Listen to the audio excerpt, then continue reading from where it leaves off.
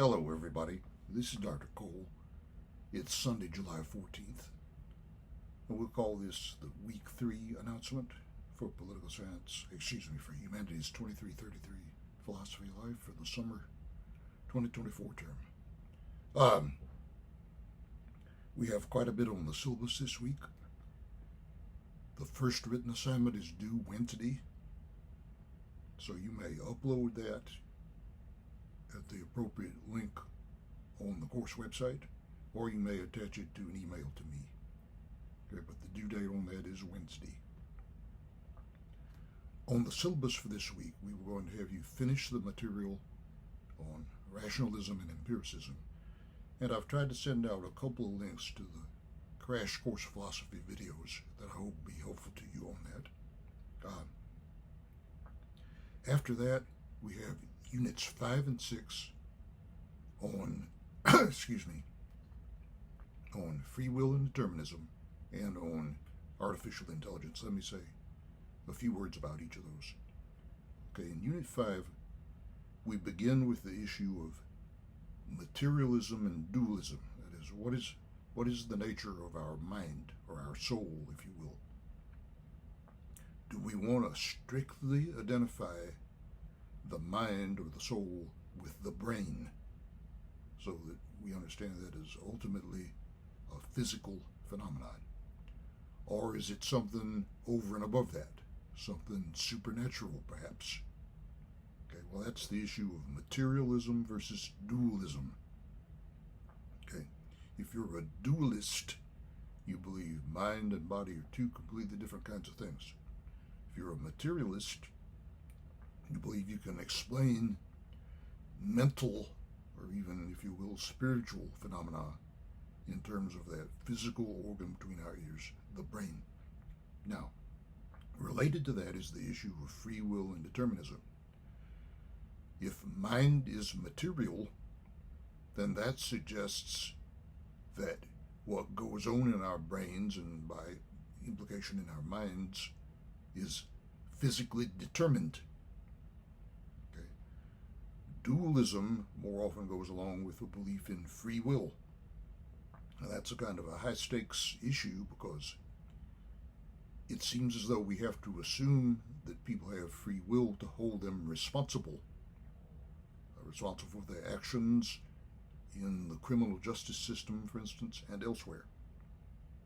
Okay, if you believe that people's actions are strictly determined by physical causes, then it becomes harder to hold them responsible. So you have the issue between the libertarians on the issue. Okay, that's a term for a political philosophy, but in this case it refers to a position on the issue of free will and determinism. It has nothing to do with politics. You can be a libertarian or a determinist on the free will issue. Okay, if you're a determinist, you don't believe in free will.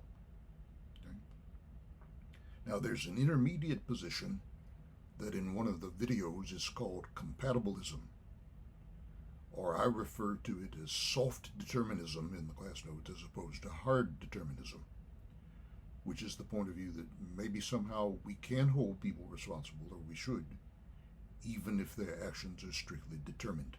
Now, one thing students very often get wrong: you have to keep in mind that if you are a soft determinist, you're still as much a determinist as a hard determinist who believes you cannot hold people responsible. Both positions are determinist. One believes that that's compatible somehow with holding people morally and criminally responsible. All right, so that's the free will and determinism issue, and that's covered in the class notes and in some of the video clips to which I have sent you links. Now, after that, we have no textbook assignment on artificial intelligence, and we do have a short set of class notes. There's been tremendous interest in philosophy and artificial intelligence, a topic about which some of you probably know more than I do. But some of the philosophical issues raised are: is it possible to build something artificially, a machine, if you will, that is somehow like a human being, that has a mind, that could be held responsible, or could be said to have rights even. Okay? Is it possible to do that? Okay? If it is, and it's not clear that something like ChatGPT is absolutely the equivalent to that. We discuss in the class notes what ChatGPT does and how it's been trained. Whether that is equivalent to what goes on in the human mind is far from clear. It looks like you might have to go a step or two beyond that to get something that really is equivalent to the human thought process. But in any case, it's worth thinking about. If such a thing came about, would it be a good thing or would it be dangerous? Would it pose a threat to us? That's something that also has been much discussed. All right, so we have a set of class notes on that to look at in Unit 6, which I hope you'll take a look at and I hope will be of interest to you. Once we get past the due date for the written assignment, then next weekend, the 19th and 20th, we have our second of 5 discussions on artificial intelligence, and we've sent an announcement out about that. And there's one reading for you to do, well, a couple of them actually. There's links to 2 articles that you can look at that I hope you will before you take part in that discussions, Friday and Saturday, the 19th and 20th. Then just to preview everybody, the following week, on the 24th, will be our midterm exam. And we're going to have a couple of short sets of class notes for you to look at that week before you take the midterm exam. We've got 7 weeks here. We kind of rushed and compressed.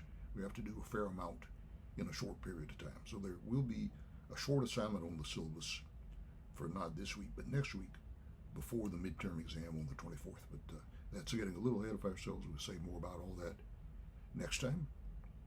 In the meantime, keep in mind the due date for the written assignment is Wednesday the 17th.